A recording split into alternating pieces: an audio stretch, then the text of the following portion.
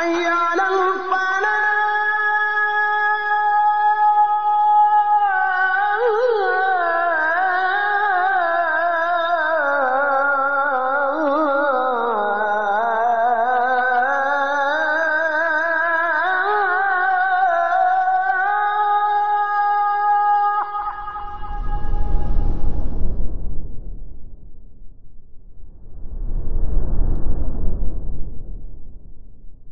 Kita lanjutkan kajian kitab Kifayatul Akhyar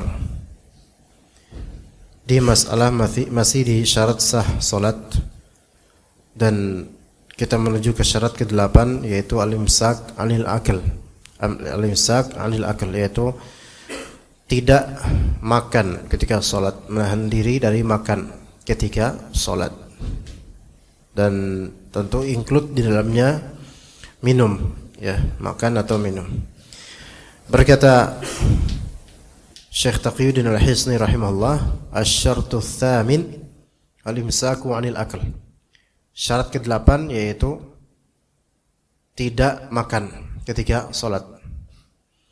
Fa in akala al-musalli syai'an batalat salatuhu wa in qalla. Kalau seorang yang salat itu memakan sesuatu lagi salat, batalat salatuhu, batal salatnya, wa in qalla, walaupun sedikit makannya. Li'annahu yunafi al-khusyu'. Karena makan atau minum ketika salat itu menghilangkan kekhusyuan, meniadakan kekhusyuan. Hanya saja alasan masalah meniadakan kekhusyuan kemudian membatalkan salat, sebenarnya alasan ini kurang kuat, ya, karena tidak semua hal yang menghilangkan kekhusyuan lantas membatalkan salat. Karena khusyuk itu kadang-kadang faktornya atau penghalang atau penghilang khusyuk, kadang-kadang faktornya itu bukan makan atau minumnya, bukan. Kadang pikiran aja kita lagi salat mikirin hal yang di luar salat, di hal-hal lain, pekerjaan dan seterusnya. Kekesalan misalnya pada orang, kan enggak khusyuk. Apakah berarti batal salatnya? Tidak. Ya. Atau misalnya antum tidak khusyuk karena ternyata karpetnya ini ada ornamen atau ada motif yang menarik, itu menghilangkan kekhusyuan. Apakah berarti batal? Ya tidak juga. Antum lagi salat kemudian di depan antum ada 3 berjejer pakai sarung BHS semua, terus antum pikir berapa harganya? Apakah antum batal salatnya? Ya enggak juga. Artinya makan dan minum memang bisa menghilangkan kekhusyuan, tetapi alasan batalnya salat karena makan dan minum itu bukan semata-mata karena hilangnya kekhusyuan.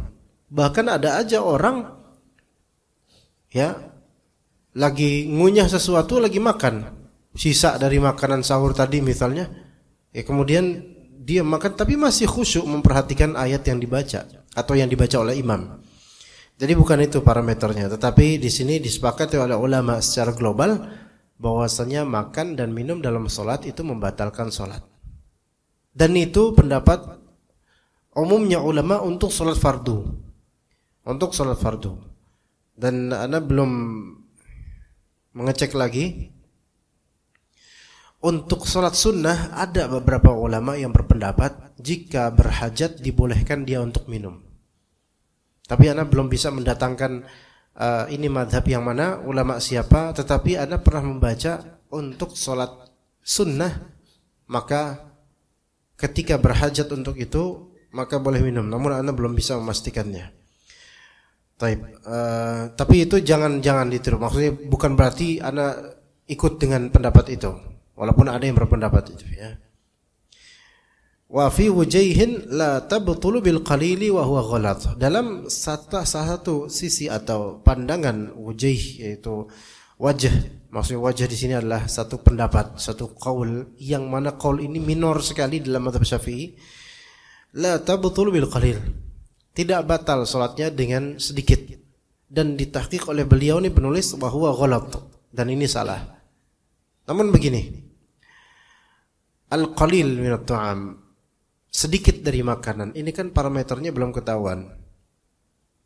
Dikatakan oleh beberapa dari ulama, beberapa nama dari ulama, la tabtulus salat bil qalil. La tabtulus salat bi aklil qalil.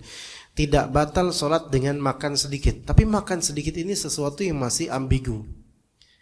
Apa yang dimaksud makan sedikit? Apakah maksud makan sedikit yaitu ada cemilan makan dikit? Apakah yang dimaksud makan dikit itu juga termasuk di dalamnya yaitu ada sisa nasi di gigi kemudian dia mainin dengan lidah kemudian dia makan telan? Apakah itu masuk dalam makan sedikit? Apakah termasuk makan sedikit yaitu ada darah sedikit yang di gigi mungkin dikusi kemudian ketelan atau disengaja ditelan? Apakah itu termasuk makan sedikit? Maka ini belum jelas apa parameternya. Walaupun dalam kitab Al-Mu'tamad fi Fiqh Imam Asy-Syafi'i karya Syekh Muhammad Az-Zuhaili hafizallah itu disebutkan bahwa saya paling minimalnya makan sedikit itu adalah yaitu 1 butir kecil, mungkin sebutir nasi atau apa itu. Maka kalau misalnya baru segitu, itu salah satu pendapat dalam mazhab Syafi'iyah itu tidak membatalkan salat. Dalam salah satu pendapat Syafi'iyah tidak membatalkan salat. Dan wallahu alam pendapat tersebut sebenarnya ada benarnya. Ada benarnya. Ya, walaupun itu tidak jadi sandaran di kitab ini. Jadi dalam mazhab Syafi'i sendiri, ulama Syafi'iyah, beberapa ulama berbeda pendapat dalam masalah makan sesuatu yang kecil yang tersisa di mulut. Apakah itu membatalkan salat atau tidak? Kalau dalam pendapat yang dipegang di sini batal. Nanti kita lihat. Walau kana baina asnanihi syai'un fabtala'ahu. Kalau misalnya antara giginya itu ada sesuatu, sesuatu di sini apapun itu, baik itu makanan ataupun itu tambelan ataupun itu sesuatu yang nempel di gigi, belum tentu makanan. Enggak. Bisa aja dia habis nambel gigi berapa hari lalu terus mulai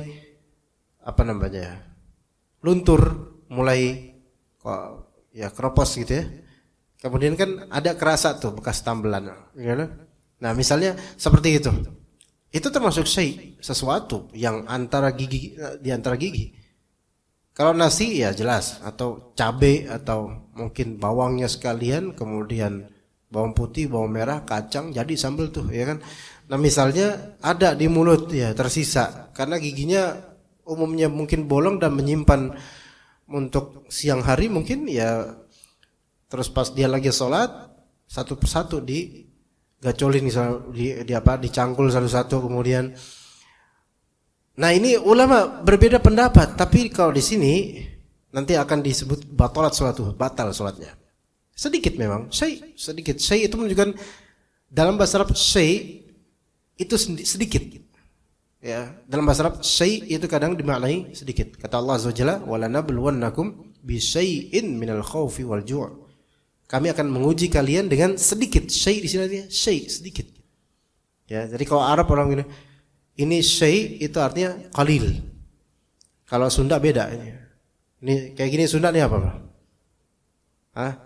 Makan tuh. Nah, ini kalau Sunda beda. Tapi kalau Arab syai. Lebih sedikit lagi syuwaya. Tasghir dan bentuk pengecilan dari yang sedikit, syuwaya itu lebih. Orang Arab misalnya, syuwaya itu dalam bahasa Jawanya di se. Iya. Maka orang Jawa itu kadang-kadang ngikutin orang Arab walaupun mukanya jauh tapi ngikutin kadang-kadang. Ada beberapa hal ngikutin orang Arab seperti Anda udah wartakan di sini. Qolah dari qullah. Orang Jawa bilang jumu'ah. Itu benar tuh, jumu'ah. Yang tidak benar malah Jumat itu tidak tepat. Yang benar jumu'ah. Benar orang Jawa ngomong jumu'ah itu benar. Walaupun salah di ngahnya itu. Jadi jumu'ah nah gitu. Itu dari bahasa Arab. Syai ya akhi, syai. Maka kalau antum ngelihat orang di Saudi berewokan, syai ya akhi. Wah, keturunan Jawa nih. Kebalik ya. Maka syai di sini kecil, sebentar, sejenak kecil. Ada sesuatu kecil di giginya, bukan frontal besar, bukan. Fabtala'ahu, kemudian dia telan. Au nazalat min ra'sihi nakhamatun fabtala'aha 'amidan. Atau turun dari kepalanya nakhamah. semacam bulghum, yaitu umbel, ingus. Kemudian dia telan sengaja. Dalam pegangan beliau ini yaitu batalat salatuhu, batal salatnya. Umbel yang dia turunin dari kepala, maksudnya dari hidung gitu kan. Disedot gitu. Apalagi dikumpulin dulu di mulut, dimain-mainin, kemudian kemudian ditelan. Dalam mazhab ini batal salatnya. Begitu juga dalam mazhab Hanbali. Tetapi ini salah satu pendapat. Ini salah satu pendapat dari ulama. Dan dikatakan dalam hasiat di sini, dalam hamisnya, dalam kitab Hawashi Asy-Syarwani, yang hasiat Asy-Syarwani ini atau Hawashi Asy-Syarwani ini kitab yang mengontari atau menjelaskan kitab yang menjelaskan gitu. Kitab yang menjelaskan sesuatu di kitab yang menjelaskan. Jadi ada kitab namanya Minhajut Talibin. Ada kitab namanya Minhajut Talibin. Kemudian ada kitab yang menjelaskan Minhajut Talibin namanya Tuhfatul Muhtaj, karya Minhajut Talibin karya Imam Nawawi rahimahullah. Menjelaskan di antara kitab yang menjelaskan Minhajut Talibin yaitu kitab Tuhfatul Muhtaj bi Syarhil Minhaj karya Ibnu Hajar Al-Haytami. Dan kitab tersebut dijelaskan oleh Asy-Syarwani dengan judul Hasyiat Asy-Syarwani ala Tuhfatul Muhtaj bi Syarhi Manhaj Talibin bi Syarhil Minhaj. Maka dalam Hasyiat Syarwani dikatakan di sini, amma mujarrad at-tu'm aw al-lawn al-baqi ba'da syurbil qahwati wa nahwiha mimma yughayyiru launa ar-riqi aw tu'mahu fal aqrab annahu la yadur. Adapun sebatas makanan, sebatas tu'm bukan makanan, sebatas tu'm itu adalah rasa. Aw al-lawn, laun itu adalah warna. Sebatas warna atau rasa yang tersisa menetap di mulut setelah minum gahwah. Gahwah itu kopi, ya. Minum kopi atau semisalnya, entah kopi, entah teh, entah apalagi makanan. Jus, nutrisari, coffee mix, terus ya gitu-gitulah ya. Maka kalau itu memang ya bekasnya itu mengubah warna ludah atau rasa ludah berubah. Kan kayak gitu kadang-kadang. Karena pekatnya minuman yang tadi kita minum, kopi. Terus sekarang ada ice pop, pop ice. Ya, dan es dan semisalnya gitu.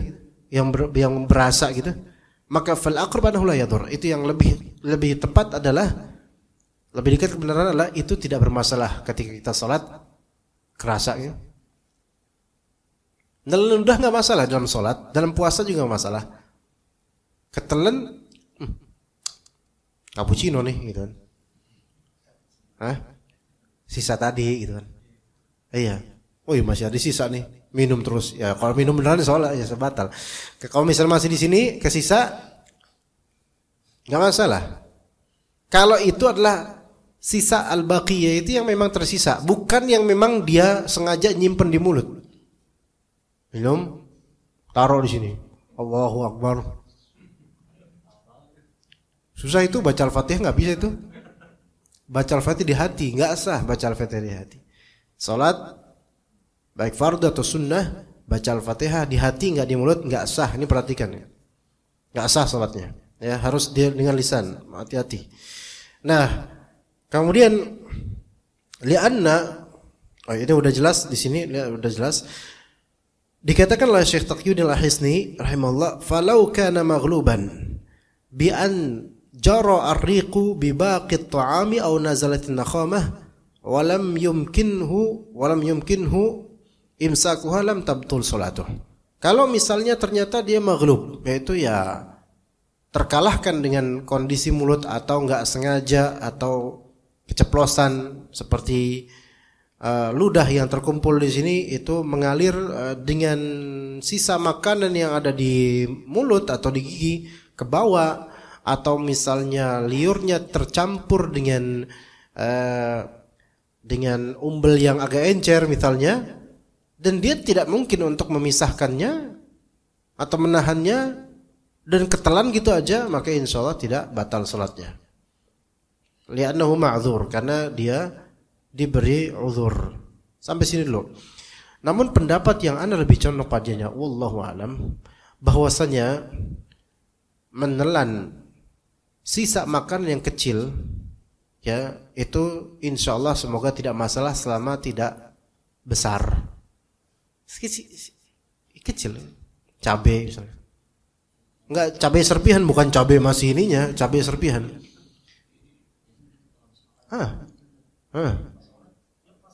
Lepas giginya apa lepas apa? Nah iya, sisa rendang kan, rendang lagi kan. Memang benar sih mempengaruhi kekhusyuan, jadi kurang khusyuk gitu. Gitu. Makanya Rasulullah SAW itu menganjurkan sebelum sholat itu siwak. Nah kita karena nggak biasa dengan sunnah itu, kita nggak punya siwak juga, bahkan kita pakai sikat gigi kan nggak bisa imam datang setahu oral B, nggak bisa ya. Jadi sebaiknya memang dibersihkan dulu sebelum sholat. Itu sunnah walaupun tidak wajib. Nah kalau sedikit gitu kekupas dari gigi atau gimana, ketelan walaupun sengaja, Allah alam, ana lebih condong ke pendapat tidak batal sholatnya selama bukan bentuk yang besar. Dan itu seperti dalam pendapat mazhab Syafi'i lainnya, dalam pendapat ulama mazhab Syafi'i lainnya, yaitu semacam 1 biji. Kalau udah sampai 1 biji sesuatu, yaitu seperti nasi yang 1 biji tebal gede, ya maka termakan, maka sengaja, dan itu batal apanya? Batal sholatnya. Begitu juga dengan menelan umbel. Memang sebagian dari fuqaha, terutama dalam mazhab Syafi'i dan Hanabilah, dalam mazhab Hanbali, nukhamah atau bulghum, umbel semakin pekat semakin membatalkan. Bahkan untuk puasa, dalam mazhab Hanbali yang masyhur versi mazhab Hanbali, bahwasanya menelan umbel atau umbel ingus itu membatalkan puasa. Namun wallahu alam, pendapat yang lebih ana ikuti bahwasanya menelan itu tidak membatalkan puasa selama belum keluar dari tubuh kita, masih di tempatnya gitu.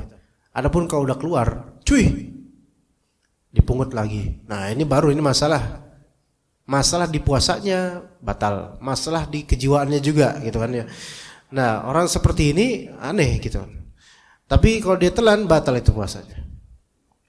Dan sholatnya, kalau misalnya masih di dalam pendapat yang beliau tulis di sini, kalau misalnya dikumpulkan, menggumpal, dan itu disebut nukhamah atau bulghum, ingus atau umbel tebal, kemudian ditelan, batal sholatnya.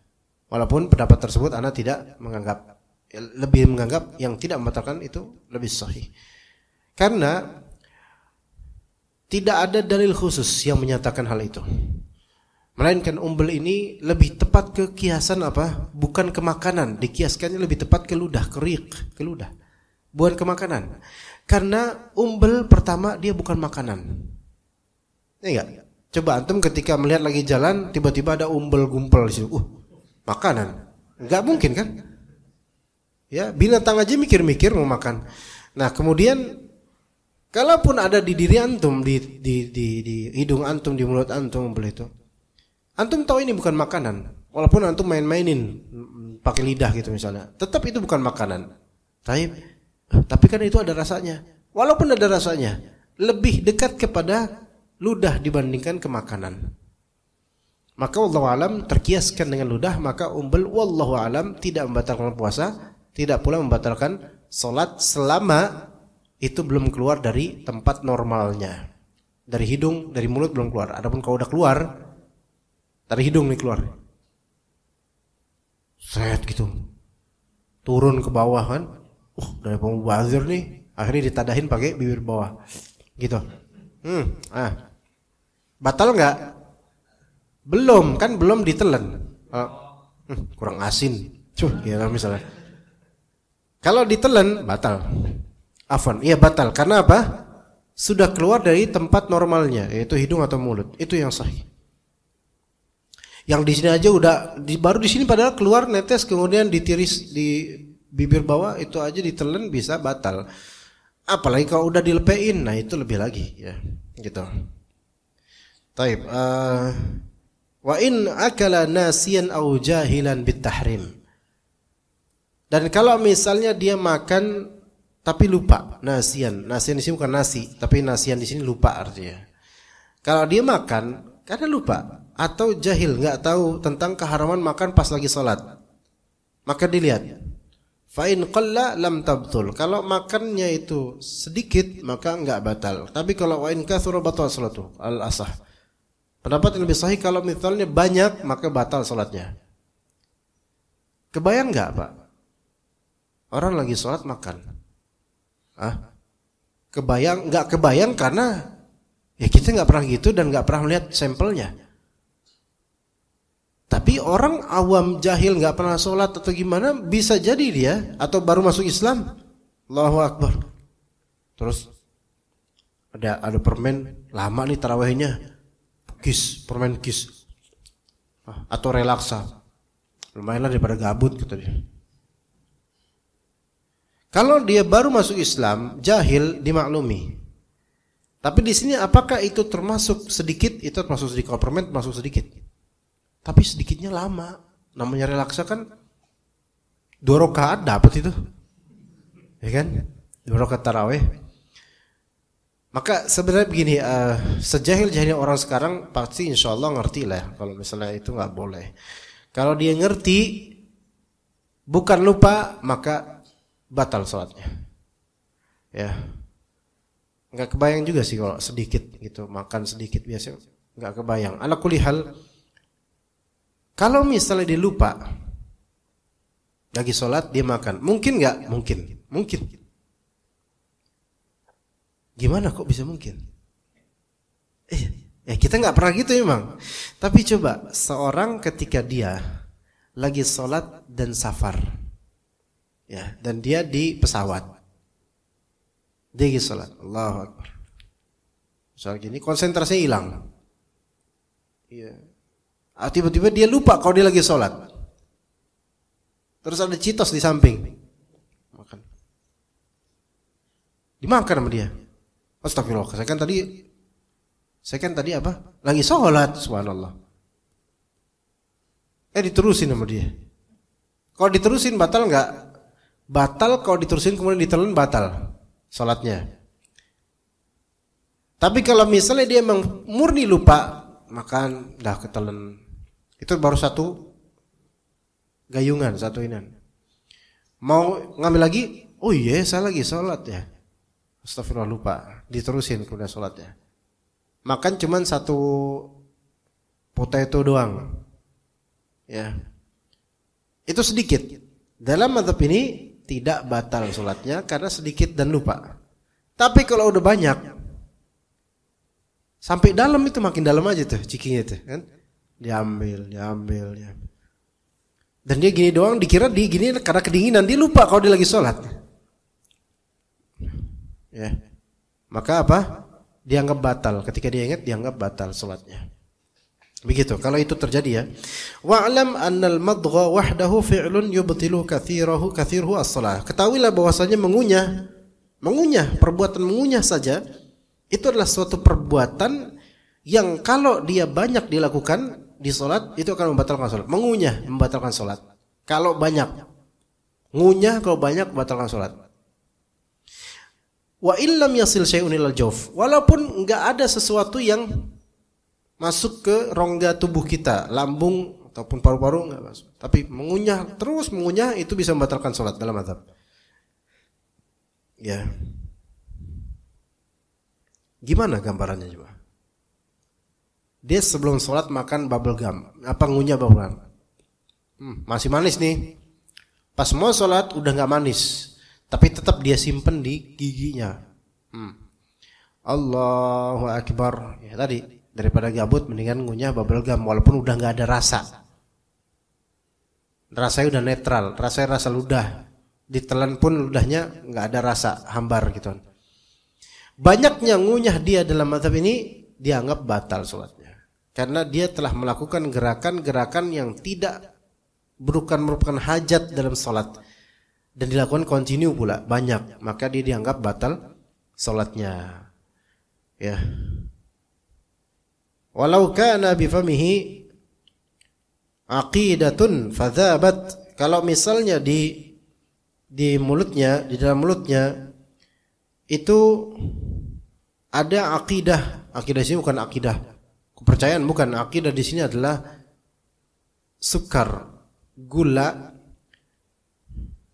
yang ditambahkan dengan air kemudian dimasak atau kalau bahasa kita tuh semacam permen kalau sekarang. Semacam permen. Ya, kemudian permen yang di dalam mulut itu zabat. Zab itu luluh. Apa sih bahasanya? Mencair gitu. Meluluh mencair. Atau berefek pada mulut gitu kan? Atau berefek pada ludah. Wa nazala ila jawfihi minha syai'un batalat salatuhu. Dan kemudian dari efek manis tersebut ke ludahnya, nazal ila jawfi minha, turun ke rongga perutnya, turun ke perutnya, yaitu liur hasil dari manisan itu, maka batal salatnya. Wa illam yahsul minhu fi'lun, walaupun dia tidak melakukan apa-apa, artinya dia tidak mengunyah. Didiemin di sini kecil dari dari permen. Ya. Dan sengaja didiemin di situ, maka bisa batal. Ini dibedakan dengan sisa makanan tadi. Karena sisa makanan itu nggak ada yang menyengaja naruh makanan di situ, nggak ada. Adapun permen kalau ditaruh sini, berarti kan sengaja dia taruh permen di situ, di mulutnya, maka bisa batal karena ada kesengajaan dari luar. Liwusulil muftiri ila jawfih, karena orang yang makan ini menyampaikannya kepada jawf. Jawf itu rongga. Dalam fikih jawf itu ada dua. Jawf yaitu ad-dimagh, otak, bagian otak itu jawf. Dan jawf al-badan, yaitu di bagian ri'ah, paru-paru dan juga lambung dan semisalnya. Nah, dalam fikih puasa, menyampaikan makanan atau benda ke paru-paru ataupun ke lambung membatalkan puasa. Makanya asap rokok, asap bakaran, asap hasil nabunan kakek-kakek gabut, ya, itu semua batal, membatalkan. Iya. Aki-aki sore-sore mau buka puasa, sebelum buka puasa nabun dulu, bakar-bakar sampah. Ya. Deket tuh aki-aki mau, kecium, kehirup, batal puasanya. Karena dia menyengaja untuk mendekatkan diri ke tempat yang semestinya dia hindari. Kenapa? Karena asap itu bisa masuk ke paru-paru, ke jawf, rongga yang ada di tubuh, lewat kerongkongan, batal puasanya. Maka besok-besok antum pas bulan Ramadan, sore-sore jangan nabun. Ada tetangga nabun, antum jauhin. Begitu juga dengan fogging namanya. Yang buat nyamuk apa namanya? Fogging. Kalau illegal logging beda ya? Beda itu, beda F sama L ya. Nah, misalnya ada fogging. Fogging jangan lakukan di bulan Ramadan. Tapi banyak kecoa, nggak apa-apa. Malamnya aja, nggak mungkin dong gitu.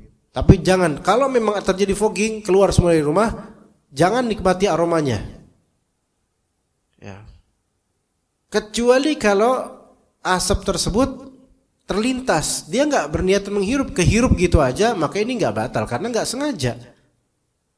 Kayak misalnya ada orang ngerokok, kita lagi puasa, orang ngerokok, di samping atau di mana gitu orang ngerokok, kecium selentingan gitu, kita nggak deketin, kecium, maka kemudian batal nggak puasanya? Batal nggak? Enggak, karena kita nggak sengaja, kecuali kita, bang, satu bang, sebat bang, gitu. Nah kalau kayak gini, ya dia lakukan itu ya batal puasanya. Dan asap-asap lainnya, kecuali yang terpaksa atau nggak tahu tiba-tiba kehirup gitu, itu nggak masalah. Itu kalau asap. Adapun kalau asap termasuk juga bukhur, dupa itu masuk, membatalkan puasa. Tapi kalau lagi sholat, itu kehirup, batal nggak sholatnya? Batal nggak? Hah? Enggak. Duh, berarti boleh dong kalau sholat sambil ngerokok. Kan nggak batal. Beda tuh kalau kayak gini mah. Ini mah berarti emang dia melakukan gerakan untuk memasukkannya. Beda kalau lagi sholat kemudian ada orang di sana mungkin bakar bukhur atau nabun atau ngerokok ke hirup. Nggak sengaja, maka nggak apa-apa. Nggak batal sholatnya. Itu kalau masuk ke dimagh, ri'ah, paru-paru. Begitu juga masuk ke yang lambung. Nggak mesti suatu makanan sebenarnya. Hal yang bukan makanan, misalnya dia nelen butiran apa gitu, ya, atau nelen telur cicak, plak, kan bukan makanan itu, masuk, batal nggak sholatnya? Batal sholatnya. Telur cicak haram atau halal itu? Haram, ya, batal sholatnya. Puasa nelen pelor misalnya, batal sholatnya. Kuda lumping lagi puasa, nelen beling, lebih batal lagi. Selain bahlul batal, nah, kan? Nah, itu batal. Taib.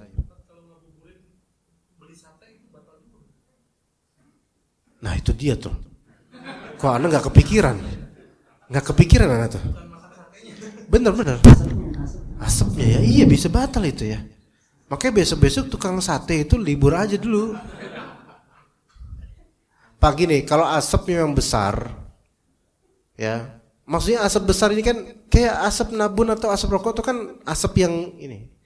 Kalau dia nyateknya pakai kipas angin, kemudian asapnya berhamburan dan menjadi lunak gitu loh, maka itu insya Allah nggak apa-apa. Kalau cuma tercium aroma doang kan. Tapi kalau dia kayak gini terus kan, kalau habis dikipasin selesai kan gitu asapnya tuh. Nah itu bisa batal sebenarnya. Makanya bagus nih, baru pertanyaan bagus nih. Baru kepikiran anak, kasihan tukang sate di bulan Ramadan itu. Iya, ya kalau bisa dia setelah buka baru nyate gitu. Kalau bisa ya. Tapi memang itu bisa membatalkan. Nah, kalau asap itu dia materi yang konkret, bukan udara semacam udara seperti sekarang. Maka bisa membatalkan puasa seseorang. Apalagi kalau dia lagi sholat sambil nyate. Nah, ini batal. Karena gerakannya gerakan banyak dan juga menghirup aroma itu dengan sengaja. Juga dimagh, yaitu ronggai di sini. Kalau ini dalam mazhab Hanbali bisa, ya seperti misalnya meneteskan obat buat telinga, kemudian sampai ke area yang dekat otak atau ke rongga-rongga di dalam kepala. Itu dalam mazhab Hanbali bisa membatalkan, walaupun pendapat yang lebih sahih tidak. Pakai insto enggak batal. Pakai obat conge apa-apa enggak tahu dah namanya itu, enggak batal. Anda enggak tahu obat yang di sini apa. Tapi kalau pakai gurah batal enggak? Nah, itu, gurah. Tahu gurah? Ditetesan ke hidung, tor keluar tuh ingus apa-apa. Batal enggak itu? Batal. Kenapa batal? Karena kalau di hidung nanti bisa ke rongga di sini masuk. Kemudian juga dia akan memuntahkan sesuatu, ya enggak? Dan dialah penyebab muntahnya itu. Enggak, saya enggak muntahin yang diisi lambung, tapi antum memuntahkan yang ada di tenggorokan, yang ada di sini, ya kan? Muntah itu liur, bukan apa iler, apa bukan iler, apa? Ingus, lendir, itu sama seperti muntah. Maka kata Nabi SAW, man istaqa'a fala qada'alah alaih. Siapa yang salah. Man istaqa'a fa alaihi al-qada'. Barang siapa yang sengaja muntah dengan caranya, maka dia wajib untuk mengqada' puasa. Berarti dia batal puasanya. Wa man dara'ahul qai' fala qada'a alaihi. Barang siapa yang muntah gitu aja tanpa ada kesengajaan, maka tidak qada puasa. Begitu. Ya, makanya dalam sholat dikiaskan dengan itu. Kalau misalnya dia sengaja muntah lagi sholat, dia sengaja sampai tekak, dia masukin tangannya supaya muntah kemudian, itu batal sholatnya. Ya, tapi kalau misalnya dia nggak sengaja muntah, maka pendapat yang lebih sahih adalah tidak batal sholatnya. Begitu. Kalau ada muntahan keluar brek, ditelan lagi. Dilihat kalau sampai tenggorokan sini dimasukin lagi, itu masih nggak apa-apa. Tapi kalau misalnya sampai keluar ke mulut ditelan lagi, ini bisa batal sholatnya. Sebelum sholat dia makan sate. Sebelum sholat. Pas udah penuhan air muntah ngumpul di sini, masih enak ternyata dimakan. Memang itu bukan makanan dari luar, tapi itu sudah keluar dari tenggorokan dimasukin, kan batas aja di sini. Itu bisa apa? Bisa batal sholatnya. Ya begitu ya. Mungkin cukup sampai sini insyaallah. Barakallahu fikum jami'an wa sallallahu ala nabiyyina Muhammad wa ala alihi wa sahbihi ajma'in. Subhanakallahumma bihamdika asyhadu an la ilaha illa anta astaghfiruka wa atubu ilaik. Assalamualaikum warahmatullahi wabarakatuh.